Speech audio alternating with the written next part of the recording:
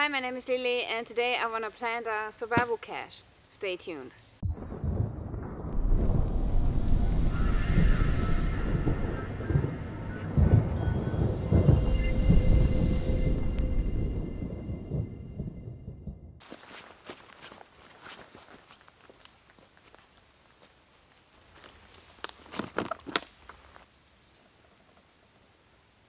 Okay, first of all, what is a cache? A cache is basically some sort of supplies that you might need in a future emergency situation. For example, when there are big disasters like Hurricane Katrina or tsunamis, earthquakes, and if there are a lot of houses destroyed, it will usually take 2 to 3 days till help arrives, or even longer, as we saw at Hurricane Katrina. So it's a wise idea actually to plant some caches along your bug out route or near to your bug out location. My bug out camp is not too far away from here, about 1 kilometer away.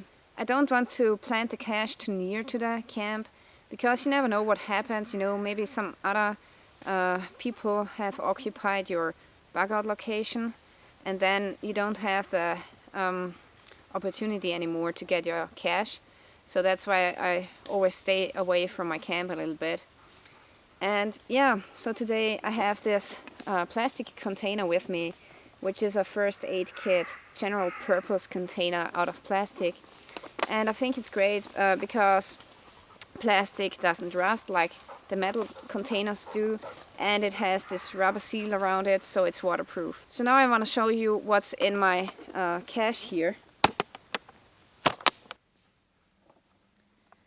Okay, the first thing that we see here is a trash bag. Always comes in handy. It can be used as a trash bag or as emergency shelter, or if you want to make an emergency poncho out of it, so it's very useful. Here I have some tissues, a hand crank flashlight, a mirror so you can look at your face, see if you have any injuries at your back maybe, or just for signaling. Here we have a cheap canteen set. Okay, next in here we have a nice candle. We have a small knife, a folding knife. Then we have some food here, canned food, which has a pretty long shelf life. 1, 2, and 3 of them, so that's enough of food for 3 days. And then I have some coffee in here, some chai latte, some more food, more coffee. Then I have this cotton hand towels, some tampons, always good to have. Then I have some cordage and cotton. This is Vaseline soaked cotton balls for making fire. And here I have this matches here. I got a lot of them in this waterproof container. More tampons. I got this cheap compass here, which can give you a general direction. A small first aid kit always comes in handy. Some more cream for the coffee. Some Ride in the Rain paper. And this pencil here. So if you have some important notes to make, you can write something down, which is important.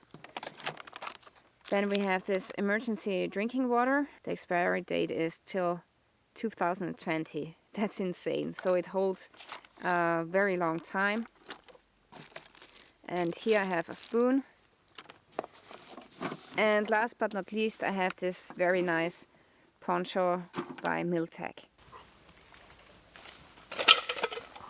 Okay, so we have a lot of useful things in there. We have shelter in there, we have food in there, we have a container in here so we can purify water, and first aid kit, very important. And basically, yeah, this is a basic wilderness survival cache. You can make different caches, you know, urban caches. The most important thing really is that you don't use too expensive gear for your cache, because if you don't find it anymore, you know, you don't want to lose a lot of money. And the other thing is that you want to use items which have a long shelf life.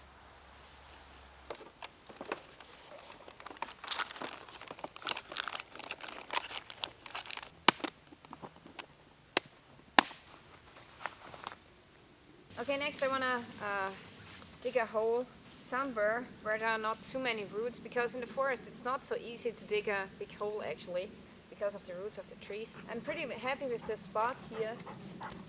It's an area where there are not a lot of people, and I really like it because of the stone, and with the stone I definitely will remember where my cache is.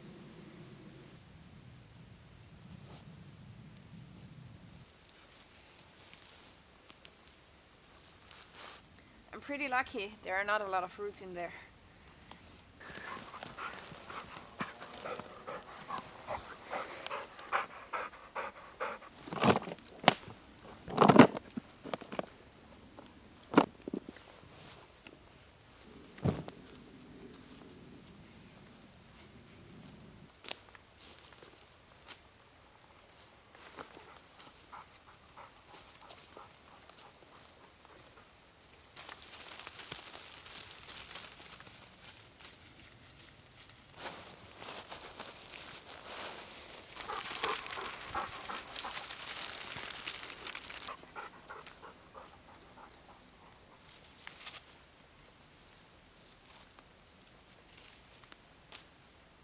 Okay, the cache is right in here, and yeah.